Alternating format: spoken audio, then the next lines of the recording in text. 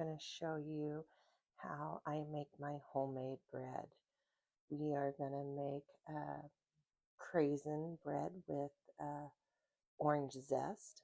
Um, you have seen, if you have seen the earlier video that I have made of how we grind or mill our own wheat berries, and I have the milled wheat berries here that we're going to make the bread out of. You may see some brown in it because we still like to keep some of the bran in our flour because it's nutritious and it has a lot of fiber. So one of the things that you do is you start out with is you get some warm water and you're going to add yeast. So I always like to, just to make sure, and I want to show you here, is you want the water to be around 110 to about 115, because anything more than 115, it can kill the yeast, and then anything under 110, it will keep the yeast dormant. So I'm going to be using this kind of yeast, and the yeast needs some kind of sweetener. I use honey, our own honey. This is the honey that we use from our bees. I used to use sugar, but now I do not. We use honey for all of our sweeteners because our ladies produce quite a bit of them and of that honey, and they are so gracious to share it with us sometimes. And so I'm going to mix that together, and what we're looking for is a bloom. And you will see it bloom, and it looks really beautiful. And that's just the yeast activating and growing. So the water is a little bit of yellow because that is our honey that's in there. So what we're going to do is we're going to set this aside, and then we will start with the flour, getting it ready. So I usually have 2 bowls for our flour.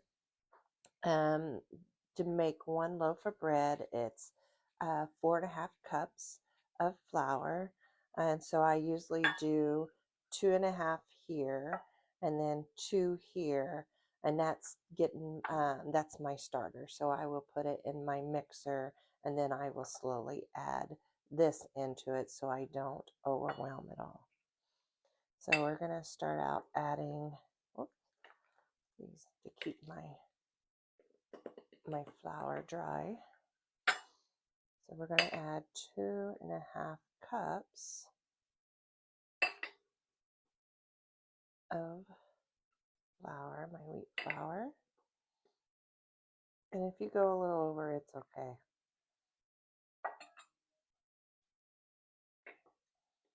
It's just absolutely satisfying making your own bread.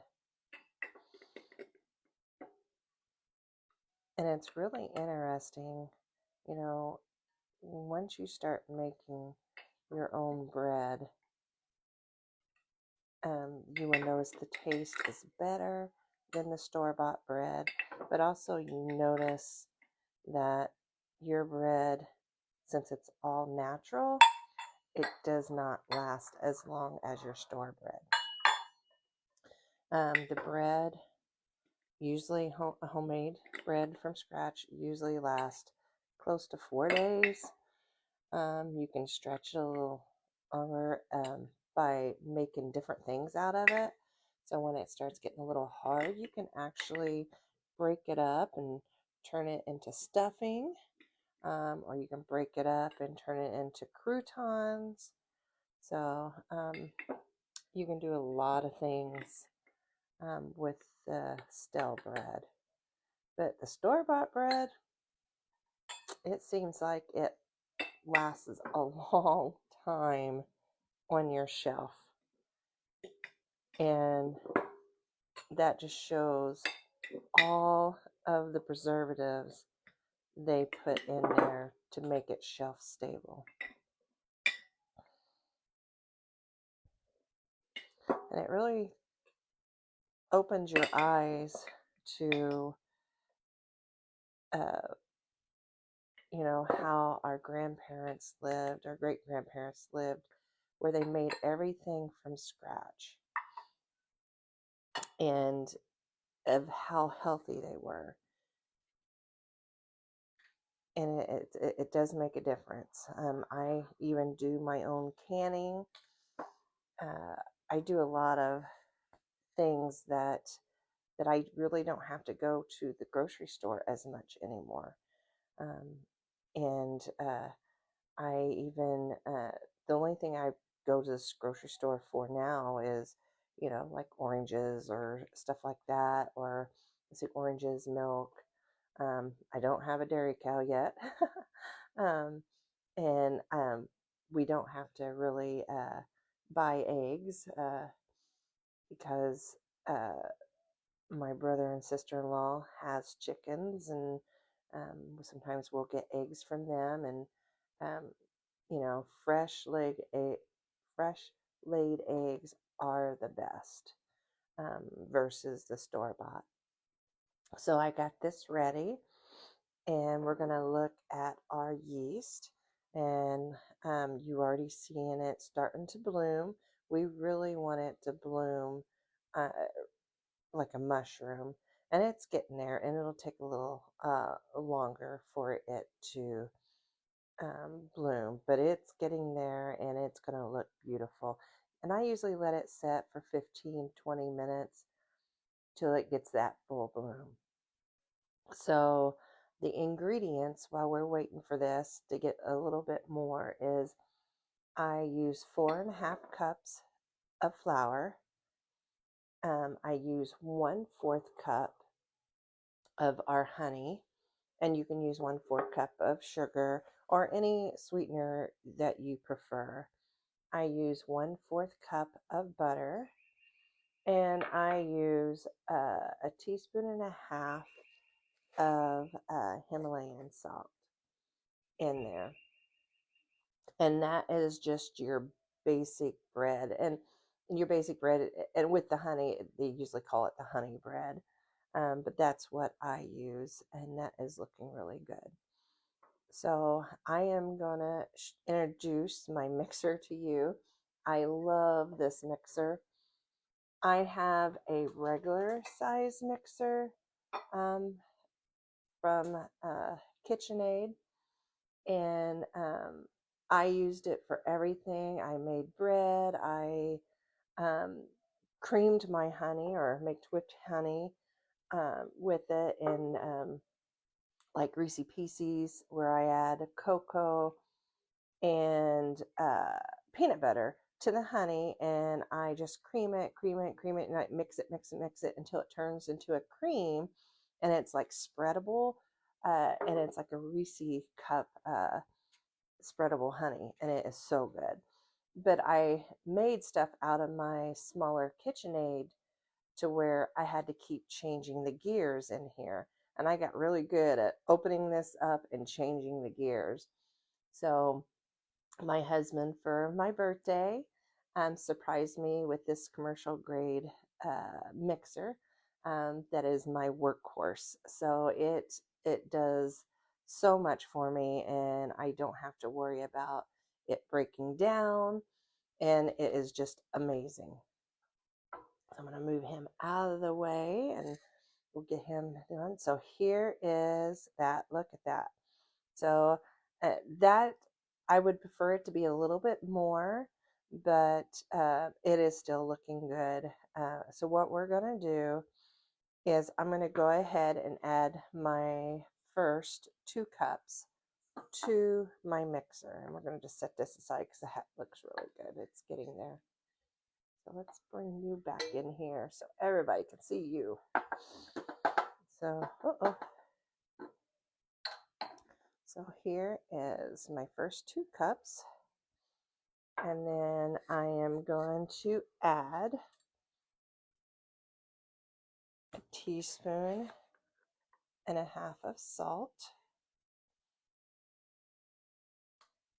I am going to add my butter.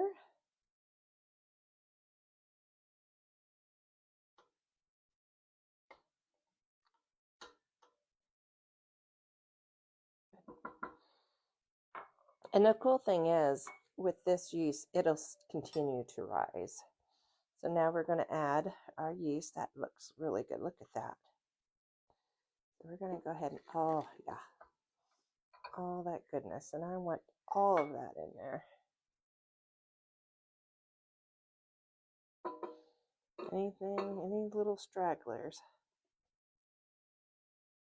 I want it in there. Very good.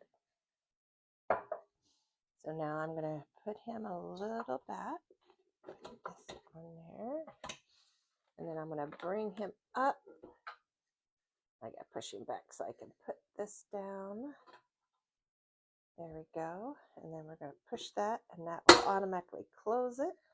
And then I am going to turn it on. So what we're looking for is it's going to start mixing. And when you know it's getting there, it'll start pulling itself away from the sides. And I just want it to keep mixing and getting it started, because I will eventually start adding more flour. So I'm going to put this on here. I love this thing. It helps me keep it kind of clean, because I get this everywhere. So now I'm going to start adding a little bit at a time.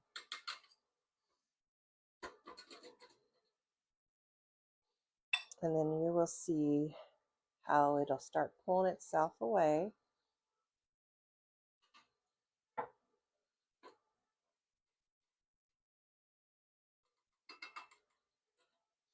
I don't know if I got that from the right one there.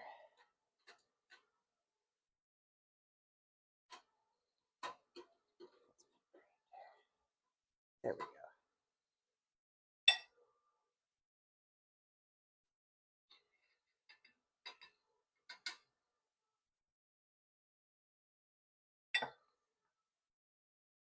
And that honey smells really good.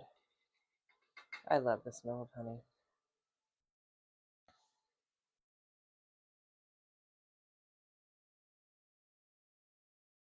It was nice to see the bees out this yesterday. It was a little warm. Not yesterday, the day before. It was a little warm, and they were out scavenging for some water and stuff. And when it gets warm on cold days, or when it's cold and it gets warm, especially during the winter, they will start cleaning out their hives, and they will throw anything out. And I do have a video that I will share later.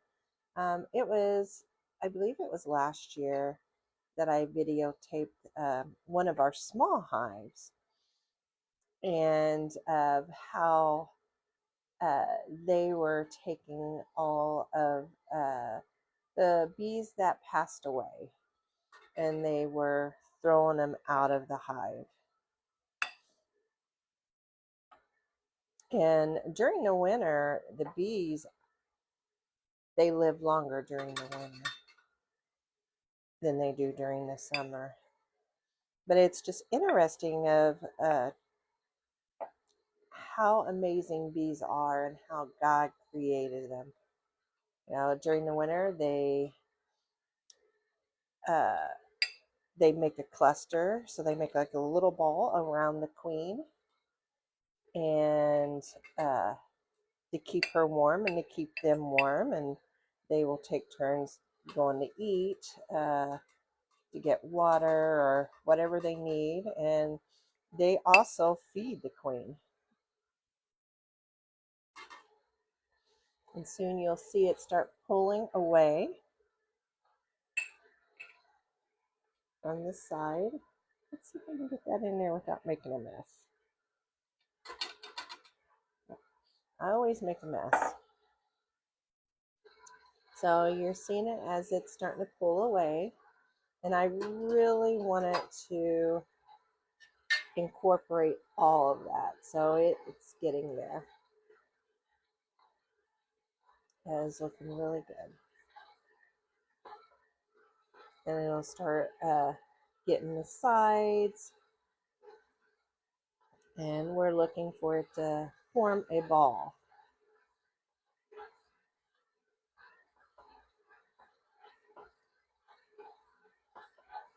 And I love this because it doesn't take much for this one. And you see how it's starting to form a ball. It's pulling things away from the side. And once that's done and we take it out, I do knead it just a little bit and to see if there's anything left on the sides.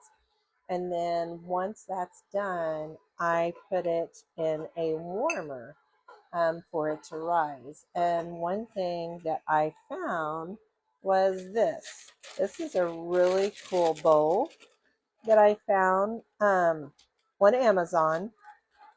And it will keep the bread warm and help it rise. The only reason why I have to, oh, look at that. That is looking awesome. The only reason why I have to have one of these is because my husband is a bear. I call him my bear because he likes to keep our house like 60 all year round. And he's also like my, my Bigfoot. Um, on Faith, Grit and Grace because he is an outdoorsman and like I said, he just likes the cold weather. And I don't. I would prefer to have warmth, but I love my husband so much that this is something I don't mind doing. I can, you know, adapt to it. And he is so good to me. So look at that ball. It is pulled away from the sides. So now we're going to stop it. And I'm going to lower that. I'm going to lift this up. And then I am going to pull that out. Very nice. Oh, look at that. Very, very nice. I'm going to move you back. Make sure there's nothing. There's just a little bit on the side. So I'm just going to fold it a little bit like this. And that looks really, really good. And it's just like a little ball. That's all it is. But once it is done, and I let it rise for an hour and check on it, and usually this does really well. Before I got this, I would have to wait almost 2 hours. But now I have this, and it's about an hour for it to rise. And then once it rises, we'll spread it out, and then we'll add the ingredients, and then we'll send it to a second rise. So there's that, and we're going to let it rest and rise. And then once it's all done, we'll come back and look at it.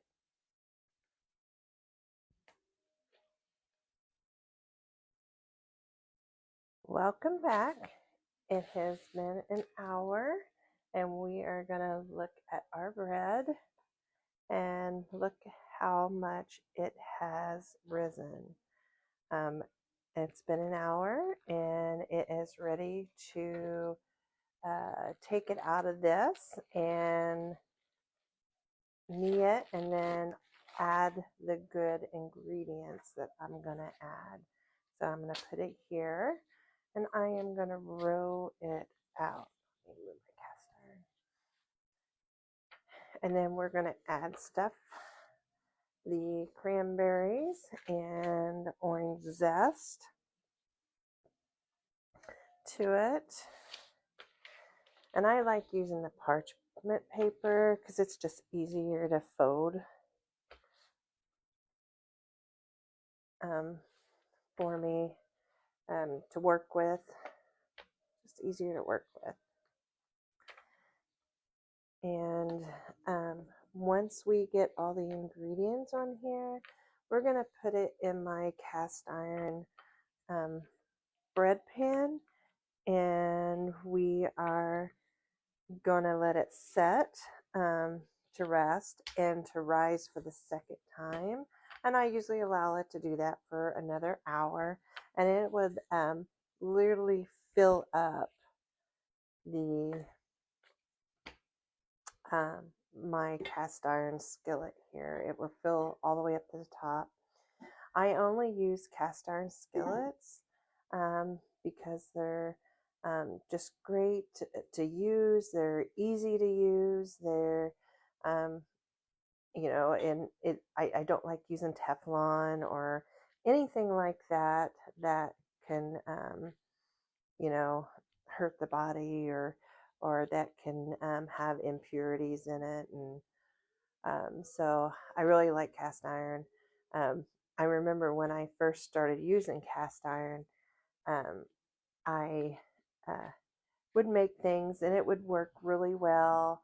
And then I, uh, my husband wanted eggs. And it's like, oh, okay. Well, let's make some eggs. And so I put eggs and try to make eggs, and uh, it stuck, or I broke all the eggs. And I was frustrated. It's like, I love cast iron. I don't know how to do this. I break it every time. And so, I went to my sister-in-law and I said, what am I doing wrong? Because she is more of a homesteader than I am. I mean, she's taught me a lot. And so she goes, it's easy. All you do is you heat up your skillet, and I like using butter in mine for instead of grease for my eggs. I use butter. And she goes, just heat it up, put your butter in there, and she goes, with your eggs, you you if you buy store-bought eggs, she says you take them out of the refrigerator and you let them set for about 2 to 3 minutes to get to room temperature while the cast iron skillet is warming up. And uh, and then you put it in there and it won't stick, uh, and you will have perfect eggs. So I did what she said, and I don't break eggs anymore. I have no problems making eggs or making anything in my cast iron skillets, because the key is warm them up first, and then whatever you're putting in there, make sure it's kind of at room temperature. So I laid out my craisins here. I like craisins, and at night just took the bag of craisins and laid them out. And now we're going to do some orange zest. So you're just going to put orange zest all around it. Do it this way. That's what gives it the zing.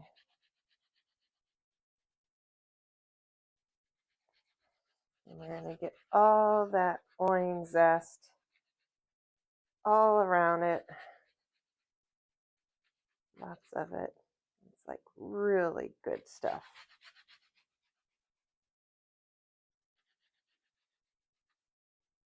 I love the way it tastes once it's all done. And then I'll add more at the top. Okay. Put that in there. Okay, so now you're going to fold it.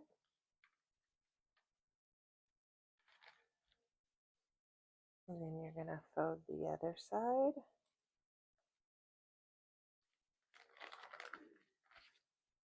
And then I am going to add some more craisins.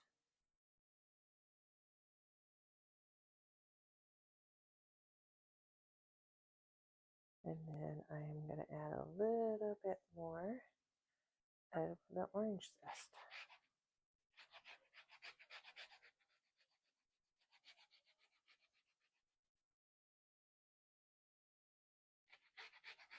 And the best thing about using the orange zest is it just, woo, it makes it taste really well, but then you get to eat the orange afterwards as a treat.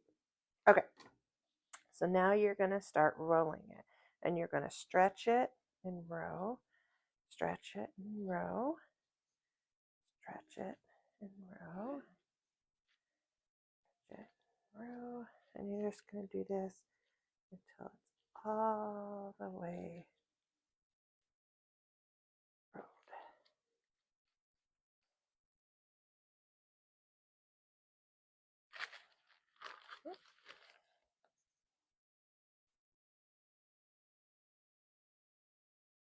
Okay, and then you're going to start shaping it. And I'm just going to fold it on its sides, and it's okay if some of those craisins peek through. Just going to fold it, turn it around. And if you make bread a little different than I do, that is okay. This is the way I was taught, and it does well for me. And if you have other ways, I would love to hear how you do it, and if there's ways that you see that, hey, have you tried this? I would be happy to try it. I'm always looking to improve my cooking and improve the way I do things.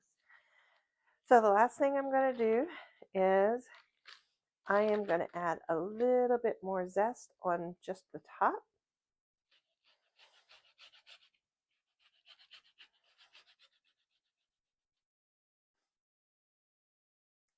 It's getting there. Perfect. And then I am going to put it in my cast iron skillet here. And I'm going to let it rise one more time before I stick it in the oven. And we're going to, and I'll show you after an hour of how much it has risen again. So there it is right now with the orange zest on it. And it just looks really good. And then I will see you in 1 hour. Welcome back.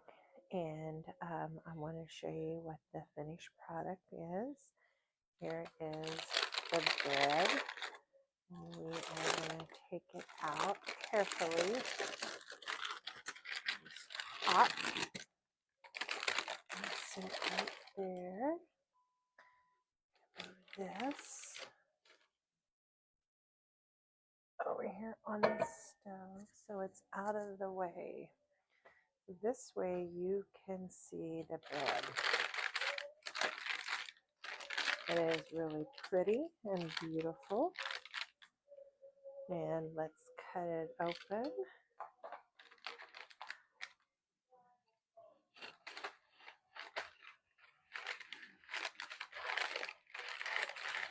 Look at that. Oh, that looks absolutely delicious. So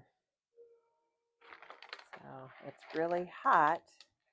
So I'm just going to leave it right here to cool a little bit before we partake in it. This is just absolutely beautiful.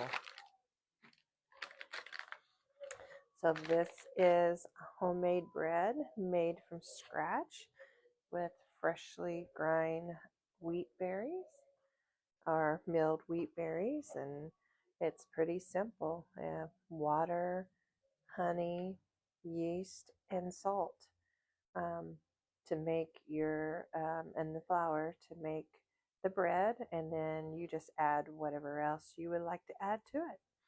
And mine was cranberries and I have also made another bread on top of this, which is everything but bagel bread, and it just has all the seasonings on top of it. And I am about ready to take it out. And here is the other bread that I made along with this one. It's pretty hot. Is the everything but bagel seasoning bread. So I am going to move this one over to my bread. Okay, hot. This one down. And that one looks good too. And that's my everything but bagel seasoning bread. And it's got it all within the seasoning throughout. And I really like the everything but bagel. So if you like this, please leave a comment or a thumbs up and let me know if there's anything else you would like me to make. In the future, I'm going to show you how I do mine canning. I will probably do like canned ham or canned leftover turkey or other things that we have extra, because I hate seeing things go to waste, and I just can it and then put it in my pantry. And that's one of the reasons I don't go to the store much, is because we eat what we have canned or even frozen. Thank you for watching, and you have a blessed day.